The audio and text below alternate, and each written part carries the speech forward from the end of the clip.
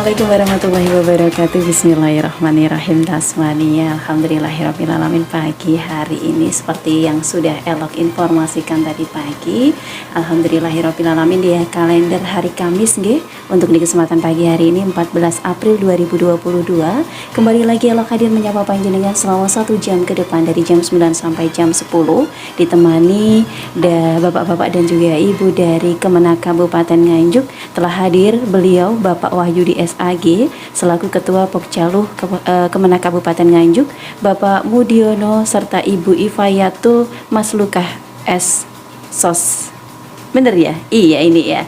Oke, Tasmania, langsung saja di kesempatan pagi hari ini kita sapa beliau bertiga yang sudah hadir di kesempatan pagi hari ini. Selamat pagi. Assalamualaikum Bapak Wahyudin, Bapak Mudiono dan juga Ibu Ifayatul.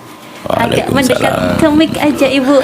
Nah, Waalaikumsalam warahmatullahi wabarakatuh. Bagaimana kabar panjenengan Bapak Wahyudin, Bapak Mudiono dan juga Ibu Ifayatul? Alhamdulillah sehat. Sehat ya. Dan juga tetap semangat nggih puasanya. Insyaallah berjalan lancar nggih.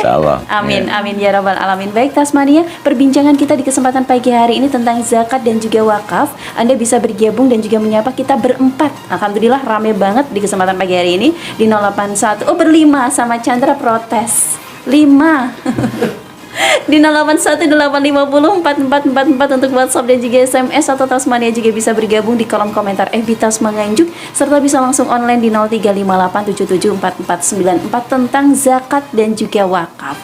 Sebelum kita membahas lebih lanjut, kita melebar kemana-mana, kita ingin ini dulu Bapak Bapak Wahyudi, Bapak Mudiono dan juga Ibu Ifayatul menyapa dulu Tasmania. Monggo silakan di kesempatan ini. Assalamualaikum warahmatullahi wabarakatuh. Waalaikumsalam warahmatullahi wabarakatuh. Para pendengar Tasmania yang berbahagia, alhamdulillah kami hadir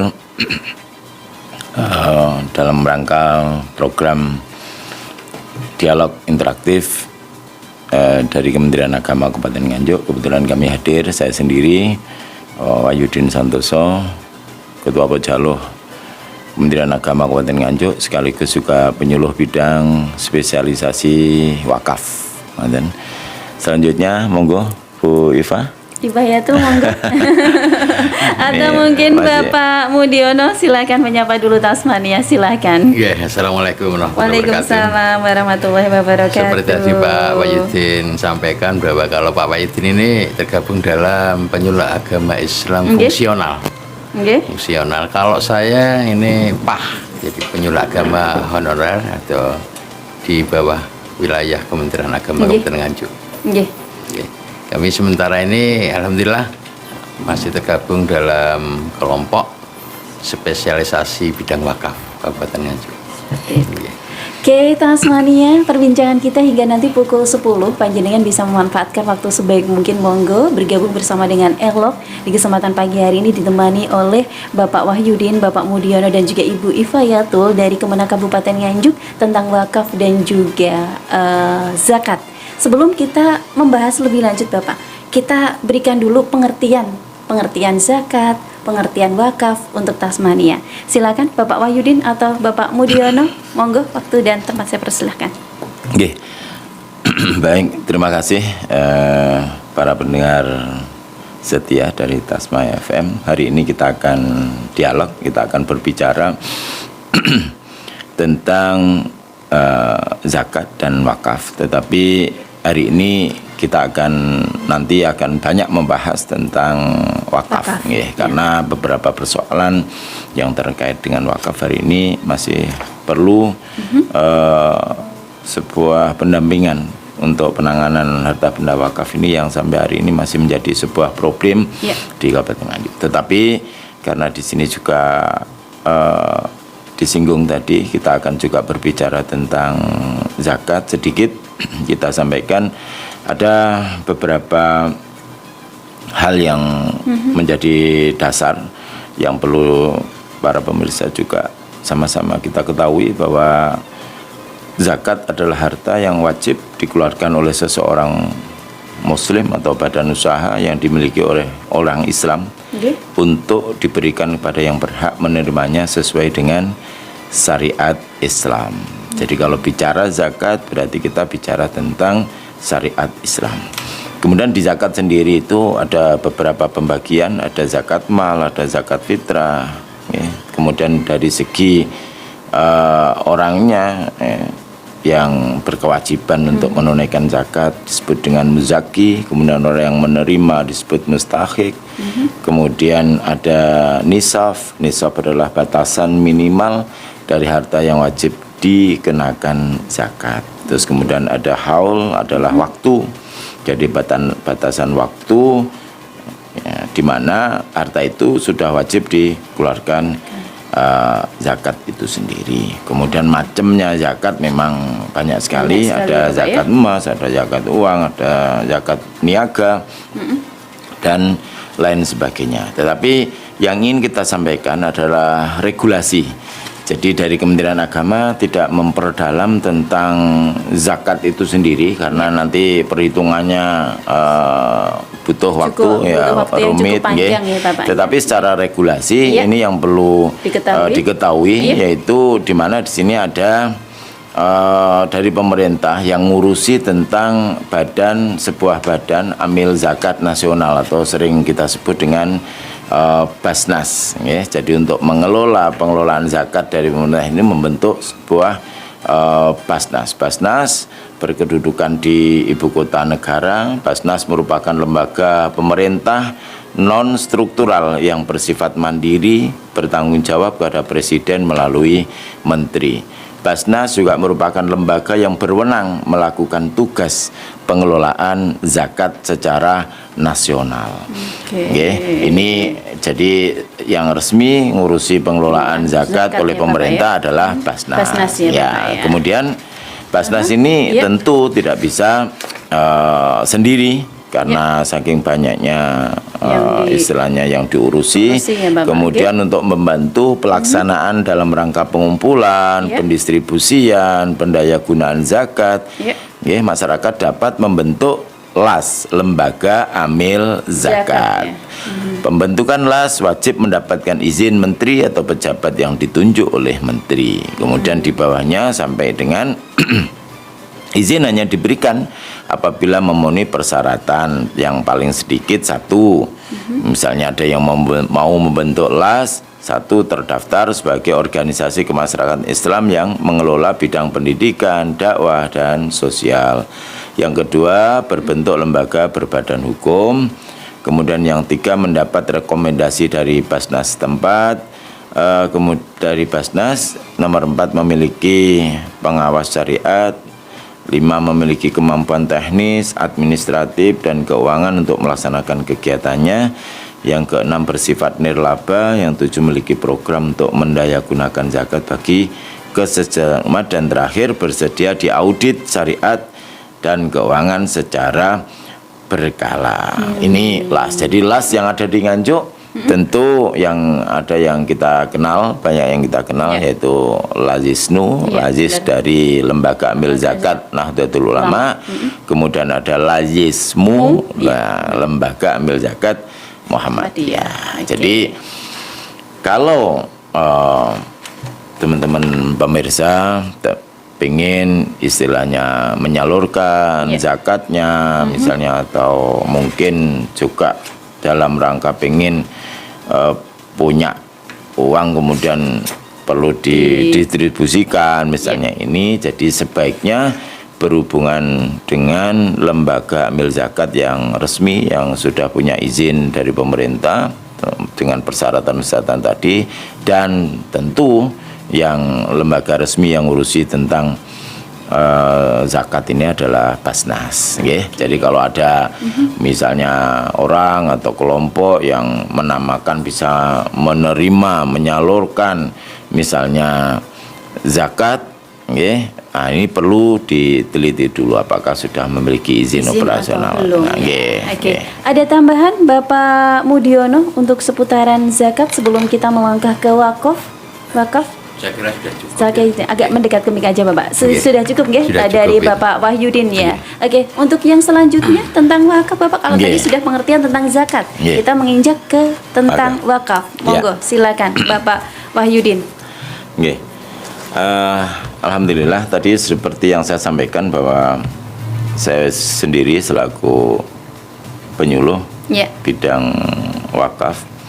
Dan kebetulan sejak tahun 2014 saya diberikan surat tugas oleh Kementerian Agama Kabupaten Nganjuk sebagai satu pengurus Asosiasi Nadir Kabupaten Nganjuk, sekaligus juga diberikan surat tugas khusus untuk penanganan sertifikasi tanah wakaf se-Kabupaten Nganjuk. Ngaten nggih, sejak 2014 sampai dengan sekarang MOU antara BPN Kabupaten Nganjuk dengan Kementerian Agama Kabupaten Nganjuk. Sehingga insya Allah nanti dari perbincangan ini nanti di samping kita akan berdialog tentang beberapa hal yang terkait dengan wakaf, termasuk juga nanti monggo kita bisa, kalau ada persoalan-persoalan wakaf terutama yang ada di tiap-tiap kecamatan di Kabupaten Nganjuk, nanti bisa langsung bertemu atau berhubungan dengan para penyuluh non PNS yang tadi disebutkan Pak Mudiono tadi, PAH, jadi pengurus penyuluh agama Islam honorer istilahnya ini, jadi pengurus penyuluh agama Islam non PNS yang dimiliki oleh Kementerian Agama dan mendapatkan SK, surat keputusan ya, jadi SK dari Kanwil, bahkan untuk periode ini dari Dirjen karena pas Kanwilnya waktu itu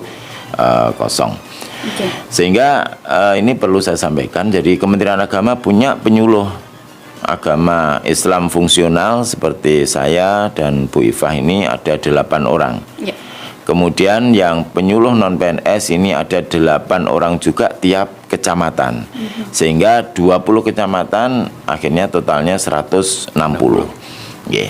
Lah, dari 8 penyuluh itu juga dibagi spesialisasi, artinya fokus garapan dari penyuluh tersebut, yaitu yang diantaranya jadi dari 8 spesialisasi itu adalah bidang spesialisasi zakat dan spesialisasi wakaf.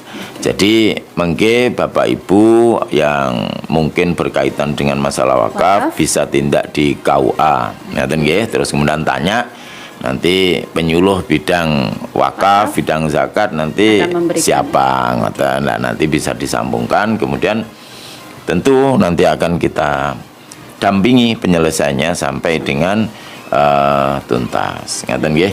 Tapi sebelumnya ya Mbak Elo, nanti kita singgung sedikit lah tentang wakaf, ngaten nggih. Jadi wakaf ini ada penjelasan secara umum. Jadi secara umum adalah sebuah perbuatan hukum dari seorang wakif atau orang yang akan mewakafkan untuk memisahkan dan atau menyerahkan sebagian harta benda miliknya untuk dimanfaatkan selamanya atau untuk jangka waktu tertentu sesuai dengan kepentingannya guna keperluan ibadah dan atau untuk kesejahteraan umum menurut syariah memang. Nah, itu pengertian umum. Tetapi ada juga beberapa pengertian yang mungkin secara bahasa bisa berarti wakofa, ya, yang berarti menahan atau berhenti atau diam ya, di tempat.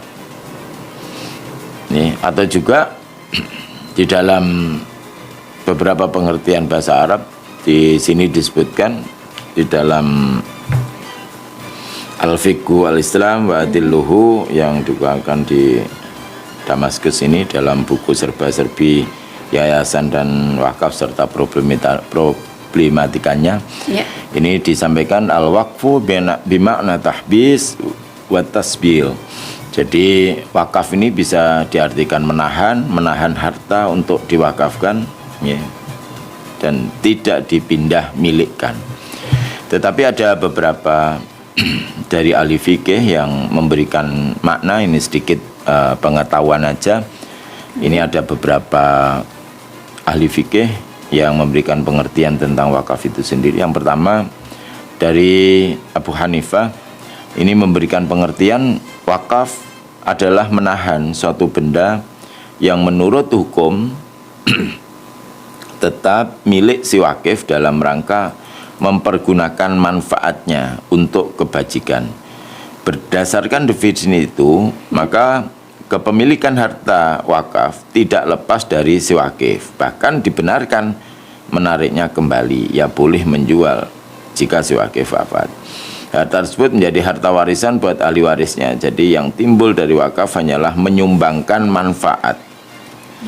Ini menurut karena itu mazhab Hanafi mendefinisikan wakaf adalah tidak melakukan suatu tindakan atas suatu benda yang berstatus tetap sebagai hak milik dengan menyedahkan manfaatnya kepada suatu pihak tentang kebajikan baik sekarang maupun akan datang. Ini untuk Hanafi. Kemudian untuk mazhab Maliki, mazhab Maliki berpendapat bahwa wakaf itu tidak melepaskan harta yang diwakafkan dari kepemilikan wakif. Namun wakaf tersebut mencegah wakif melakukan tindakan yang dapat melepaskan kepemilikannya atas harta benda tersebut kepada yang lain. Dan wakif berkewajiban menyedekahkan manfaatnya serta tidak boleh menarik kembali wakafnya. Perbuatan si wakif menjadikan manfaat hartanya untuk digunakan oleh mustahik atau penerima zakat, walaupun yang dimiliki itu berbentuk upah atau menjadikan hasilnya untuk dapat digunakan seperti mewakafkan uang. Wakaf dilakukan dengan mengucapkan lafadz wakaf untuk masa tertentu sesuai dengan kegiatan pemilik. Kemudian mazhab Syafi'i dan Ahmad ibnu Hambal, Imam Syafi'i dan Ahmad berpendapat bahwa wakaf adalah melepaskan harta yang diwakafkan dari kepemilikan wakif. Setelah sempurna prosedur perwakafan, wakif tidak boleh melakukan apa saja terhadap harta yang diwakafkan seperti perlakuan pemilik dengan cara kepemilikannya kepada yang lain, baik dengan takaran atau tidak. Jika wakif wafat, harta yang diwakafkan tersebut tidak dapat diwarisi oleh ahli warisnya. Wakif menyalurkan manfaat harta yang diwakafkan kepada mauquf alaih atau yang diberi wakaf sebagai sedekah yang mengikat, di mana wakif tidak dapat melarang penyaluran sumbangannya terus. Apabila wakif melarang, maka qadhi berhak memaksanya agar memberikannya kepada mauquf alaih. Karena itu mazhab Syafi'i mendefinisikan wakaf tidak melakukan suatu tindakan atas suatu benda yang berstatus sebagai milik Allah dengan menyediakan manfaatnya kepada suatu kebajikan. Mazhab lain ini sama dengan mazhab yang ketiga, namun berbeda dari segi kepemilikan harta yang diwakafkan menjadi kepemilikannya. Jadi itu dari beberapa pengertian tentang wakaf itu sendiri. Jadi kalau ada beberapa orang yang mungkin punya pendapat tentang begini, maka kita melihat dulu rujukan dari pendapatnya itu siapa, apakah Imam Hanafi, apakah Imam Malik, apakah Imam Syafi'i, Imam Ahmad ibnu Hambal. Tetapi secara umum pengertian wakaf menurut Undang-Undang Wakaf nomor 41 tahun 2004 tadi itu. Jadi pengertian wakaf adalah sebuah perbuatan perbuatan hukum wakif untuk memisahkan dan menyerahkan harta benda. Di dalam kaitan wakaf ini ada beberapa hal yang nanti para pendengar sekalian bisa memahami atau menambah pengetahuannya. Yang terkait dengan wakaf itu sendiri ada yang disebut dengan ikrar atau ikrar wakaf. Ikrar wakaf adalah pernyataan kehendak wakif yang diucapkan secara lisan dan atau tulisan kepada nazir untuk mewakafkan harta benda miliknya. Kemudian ada harta benda wakif itu sendiri. Jadi harta yang mau diwakafkan ini juga punya beberapa persyaratan. Jadi diantaranya adalah punya daya tahan lama atau manfaat jangka panjang serta mempunyai nilai ekonomi menurut syariah yang diwakafkan oleh wakif. Jadi tidak semua benda ini bisa diwakafkan. Di antaranya punya beberapa persyaratan. Yang paling umum adalah harta benda wakaf itu memiliki daya tahan lama. Jadi tidak boleh kita ini mewakafkan sepiring nasi, ya misalnya gitu. Ya, Ini benar. saya wakafkan ini, itu tidak bisa. Karena tidak punya sifat yang daya tahan lama. yang tahan lama. Kemudian manfaat jangka panjang. Jangka panjang Nggih. juga ya Pak ya. Kemudian nggih niki selanjutnya ada yang disebut dengan PPAIW, yaitu pejabat pembuat akte ikrar wakaf. Nggih. Ini adalah pejabat yang berwenang yang ditetapkan oleh menteri untuk membuat akte ikrar wakaf. Jadi PPAIW ini adalah pejabat yang berwenang yang ditetapkan oleh pemerintah melalui menteri untuk membuat akta ikrar wakaf. Dalam hal ini yang ditunjuk mulai dari Menteri Agama ke bawah sampai terakhir, yaitu yang diberikan wewenang langsung adalah kepala urusan agama di tiap-tiap kecamatan. Jadi kalau mau ikrar wakaf di Kecamatan Tanjung Anom, berarti kita harus datang ke KUA Tanjung Anom untuk ya. Jadi kalau wilayah Baron berarti harus ke KUA Baron. Kalau Kertosono gitu. Jadi 20 kecamatan semuanya ada di tiap-tiap KUA kecamatan. Oke, nggih. Sudah ini ya Tasmania ya, sedikit dibahas oleh Bapak Wahyudin tentang wakaf, dan nanti kita akan berbincang lebih lanjut lagi, terutama di sini nanti juga akan dihadirkan beberapa pertanyaan dari Tasmania yang sudah bergabung. Sabar, nanti akan kita sapa.